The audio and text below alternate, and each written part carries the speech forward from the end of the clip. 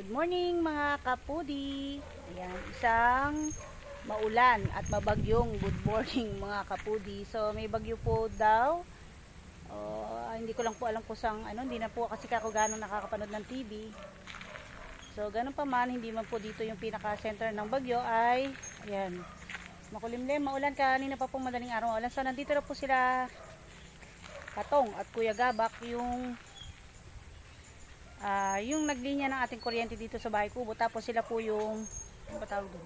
Basta po yung mag-i-install po ba yun? Yung pinaka ikakabit sa kontador. So hanggang ngayon wala pa po yung ating maglilipat ng kontador. Ang sabi po ni sir ay around 9 to 10 AM. So inahantay pa po natin. Tinatawagan ko po, nakatatlong tawag na ako, hindi po sumasagot. It's either nagda-drive or may ka-meeting po siya. So yun, update ko lang po kayo mga kapudi. At mamaya ay samahan nyo po ako na yun, gabayan po natin sila at tingnan sa kanilang paggawa ng linya ng kuryente. Hello ka mga kapudi, nag-hello sila sa'yo. Ayan mga kapudi, si Doktora nagbobomba ng poso. Patay yata yung poso.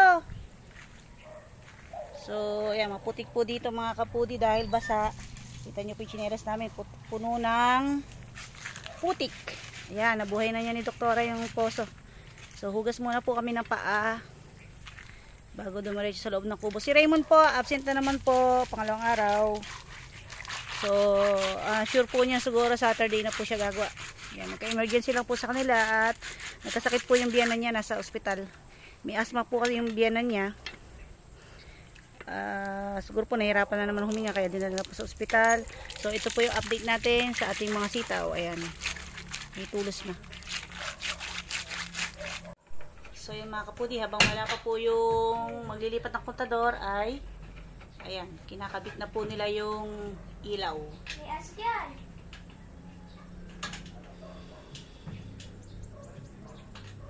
Ayan na si Daddy.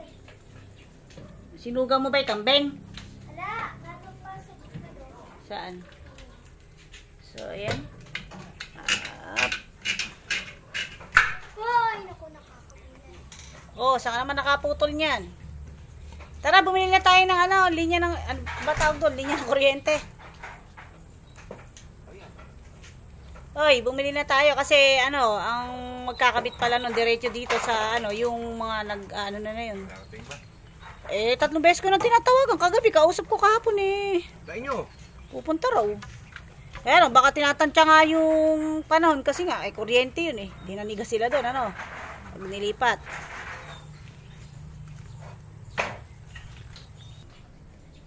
So, yan, in-release na po nila yung pinaka, yun po yung kanilang kakabit. So, ito na po yung ating mga kakabit na ilaw.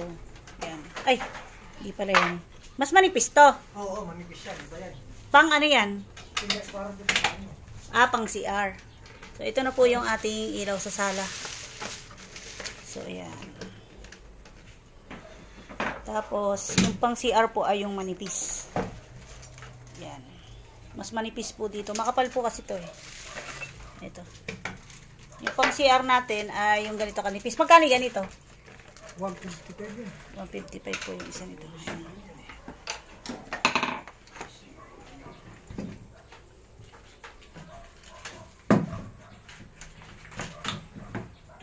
So ayan, inangat na po nila yan dahil lalagyan po natin ng sawali. 155. Oh. Sawali na po yung ilalagay natin kisame dito. Yan po ang gusto ni Mamita, sawali na lang.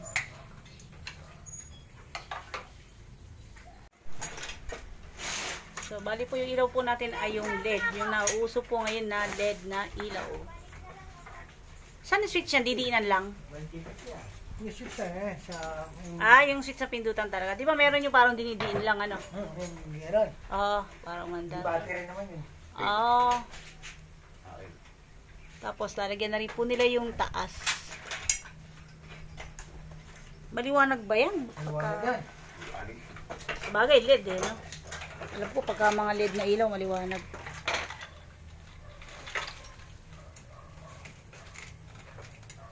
So, ayan po, dinilid na po yan ni Kuya.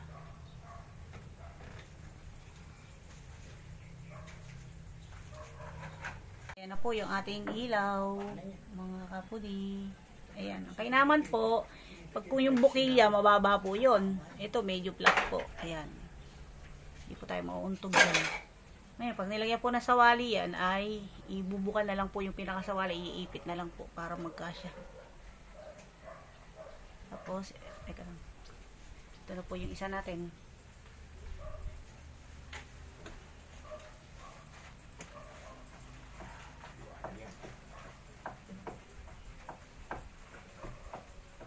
So, ayan, pasusukatan na rin po natin kay Katong yung ating tiles na bibilin para malaman kung ilan yung dalawang banyo na yan. Bibili na rin po kami ngayon ng tiles. Lune. Ay, 4. At saka sawali. Ayan, sila na rin po yung magkakabit ng ating sawali pagkalagay nila ng ilaw. At nakaseld po yung ating lipat ng kontador. Bukas na raw po sila maglilipat. Kung nga po siguro umuulan, delikado po. Baka makakuryente. Ayan, sarap ng hangin mga kapudi. 12 sa 12. 4 gamong 3. 3 times 4. 12.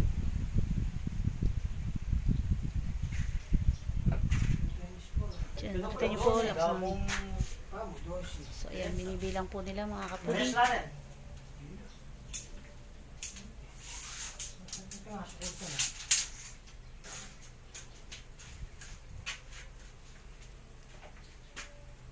Yun, ito na po yung pangalawa. Cute po ng bagong mga ilaw ngayon.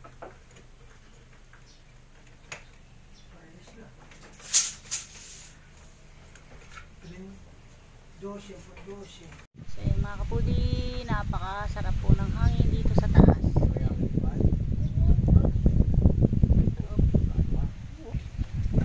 Yun po, pag dito tayo sa taas, sagap na sagap natin ang mga hangin. Sarap. At ang ating view ay ayan, bukid. Ganda. So ayan, dito naman po sila sa taas. Kakabit na po nila yung ilaw. Pati po sa kwarto. Ayan, kung pababago po yung mamita, pwede naman po tanggalin. Abot? Hindi abot. Maikli.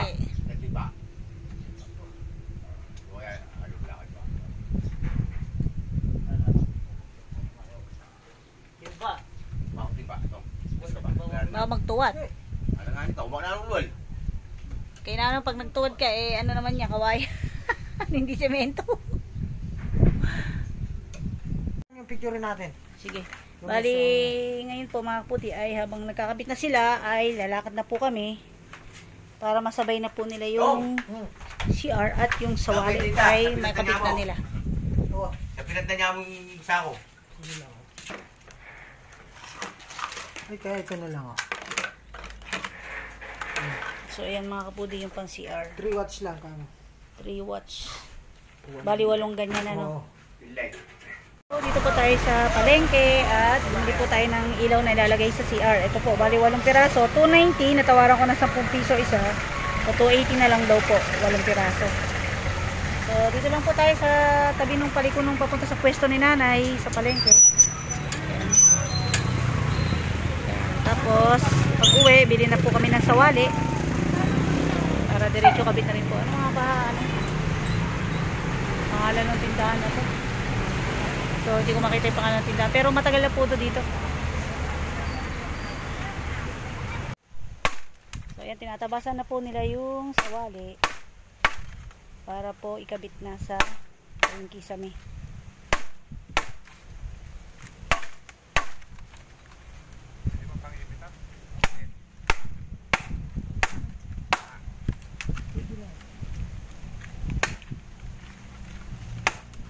Yan, binili po namin ay tatlo, 750 po ang isa. Anong size to? Nabili natin? 6 by 10 ang size po ng bawat isa. So, 12 by 20, sakto po ang sukat sa kubo. Kaya lang, meron po tayong CR, dalawa yung lalagyan natin ng kisame sawali sa CR. So, ayan mga kaputi, habang wala po kami kanina dito, habang bumibili kami ng ilaw, para dito sa ating comfort room, ay nilagyan na po nila ng kahoy na kakapitan yung ating mga sawali dito sa ating comfort room. So, ito yung ating pinaka comfort room. So, itong ating shower room. Oh, wala pa. So, lalagyan pa rin po yan ngayon. Yan. So, yan. Di daw po pwedeng gupitin dahil sasabog. O, puputok.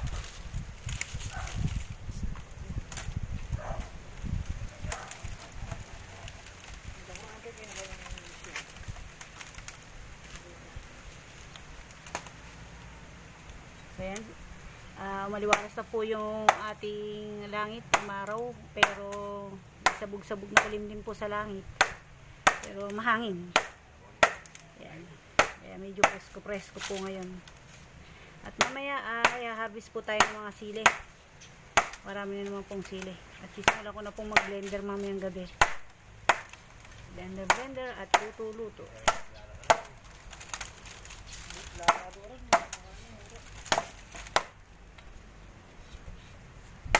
Tapos, ito na po yung ating nabiling ilaw. 4 po sa comfort room. 4 din po sa ating shower room. So, ayan. Halaka. Ayan po. So, ayan po. Baka power fly na lang po yung ipalit natin dahil wala pong available na takip yung isa po nilang LED. Yung mga LED po nila ay walang takip. Ay, LED po. Oh, LED nga po yun. So, ayan po. So, pinalitan po nila. Ayan, kakatawa lang po sila. Ayan, pinalitan po nila ng Firefly. Mas matibay po ito, kaya lang mas pricey. 360 po talaga ito. Binigay na lang po ng 300. Thank you. Para lang po, mailapit na lang po sa presyo nung kanina. Mas mahusay po kasi yung Firefly. Tsaka nakita nyo, last up to 10 years. Yung pong kanina ay last up to 8 years. So, okay na yan, Pogi. So, ayan. Ito ko lang yan si Pogi. Ayan, nakata po nila yung isang ating sawali. Tapos, ayan, ikakabit na po nila yung ano tawag dito. Tapos, yung nabili po nating Firefly na LED ay 3 color. Dim light. Ano po ba yung 3 color na yun? Yung puti. Mas, hindi 3 color. Hindi raw po pala 3 color. Akala po ni Kuya ay 3 color. So, ayan po. Ayan, lagyan na po natin itong ating shower room na kahoy para napakuan ng ating sabaw. Yan, tapos na yun. Ay, ayun! Galing nga! O, ayan. Nayari na po pala nila yung isa. So, ayan. Kakabit na lang po yung ilaw. Galing talaga nilang katong. Ayun. Ayan, kakabit na. Ayan. Pakita po natin sa paligid. Ayan na po. So, yun na po bali ang ating magiging kisame. At kaya po, ang purpose ng ating chicken wire ay pinaligid doon sa labas para po walang makapasok na sawa. Ayan. Or anumang uri ng ahas. Ayan, binabawasan, malaki. Ayan, binabawasan po nila at ayaw pong mag-swak doon sa ating shower room. So ngayon, ayan, kakabit na po ulit. So kanina po, habang nagpapalit kami ng ilaw, ay ikabit na po nila yung ano nga po, All color. yung ating kisame sa kisame sa wallet sa comfort room. So ayan na po yung isang ayan o, kahoy, dos bordas yan o. Ito, oh. Ulis na. Tapos kakapit na po ni Kuya Jerry yung ayan, mga ilaw. Parang Jerry. so ayan mga kapudi, na ikabit na po ni Kuya Jerry yung isang ating LED lights. Ayan. Cute. Lalo na siguro pag nalagyan na to ng tiles nga. Pag nalagyan na po ng tiles na ano po, yung sinasabing mayroong pebbles design. Maliwanag yung nandun, di sinara eh. Saan? Oh, ipapasasara ko nga. Para ano. Hindi kasi alam ni Raymond na na gusto nakasara. Sawali. Kasi nga, kaysa lagyan pa ng screen, edi, isara na lang. Sasarap pa yun. Hindi pwede po ako yung maliwanag. Ha? Sawali kasi. Mm. Hindi ka mukha ng plywood.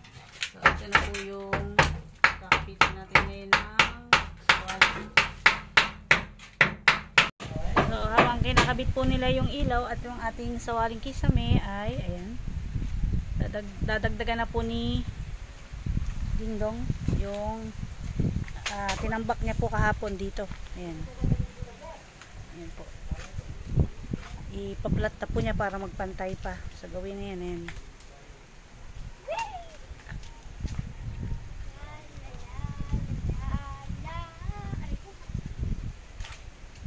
Tapos mga kapudi, ayan, ang lalaki ng bunga ng ano, mulberry po ni kuya. Oh. Ewan ko lang kung nakikita niyo sa taas.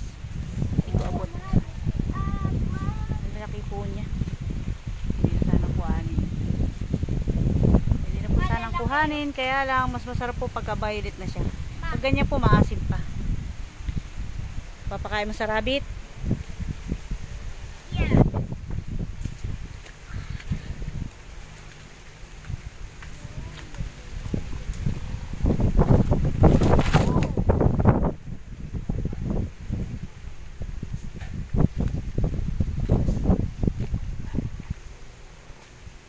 Magiging puno na yung madidiyagwa natin. Oo, kaya huwag mong bawasan na ng dahon. Total, may kinakain naman pitch yung rabbit natin, tsaka damo. Ayaw mo na lumaki yan. Malalaki lang yung kinukuha.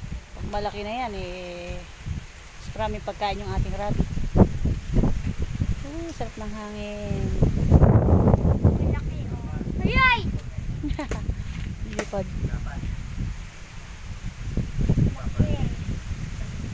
Hindi, kinakain ko eh. Ganyan. Mupait yata yan eh.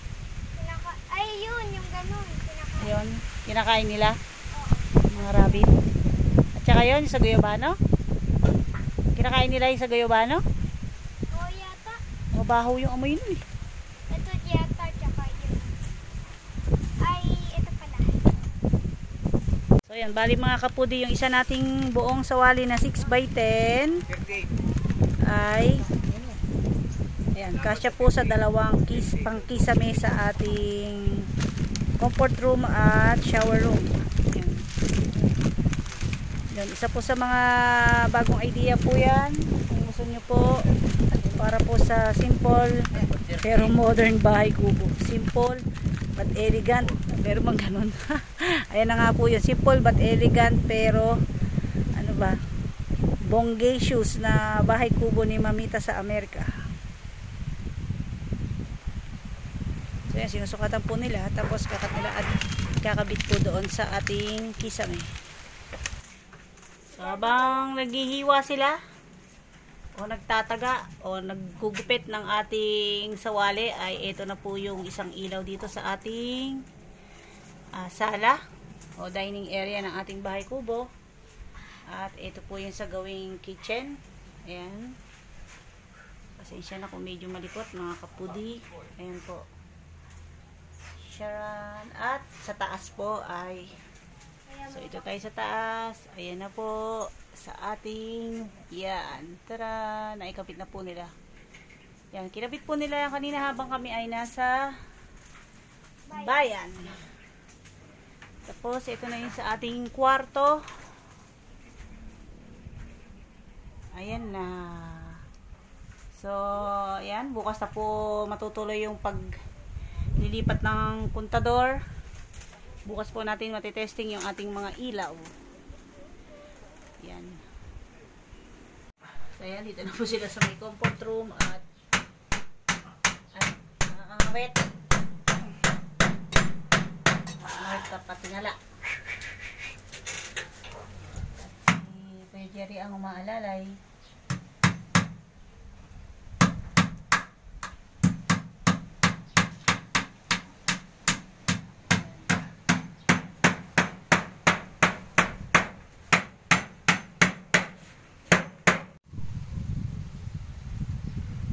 Po yung kawayan na ipang ano ba nila, pang iipit sa ginawa po nilang sawali sa kisame ng ating comfort room at shower room. Sukat po nila yan, tapos nilagari, tapos ngayon, ayan, bibiyakin po nila. Gamit yung, ayan, yung itak na yan.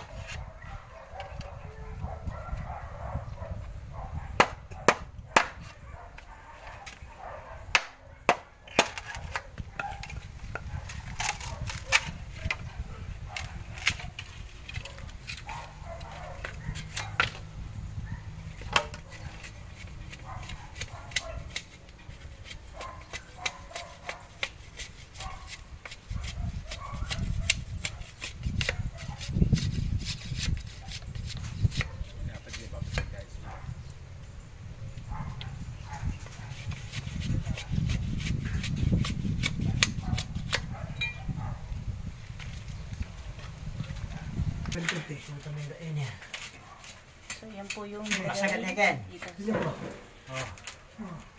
Kita mo yan eh. Eh, kesa sagad eh, wala tayong bubus kitang gilid eh. Ano.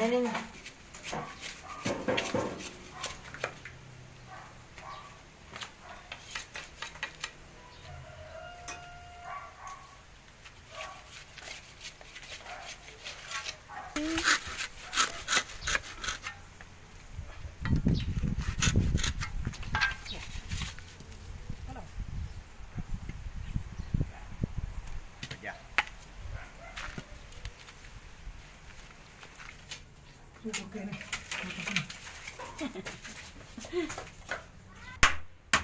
Magkano?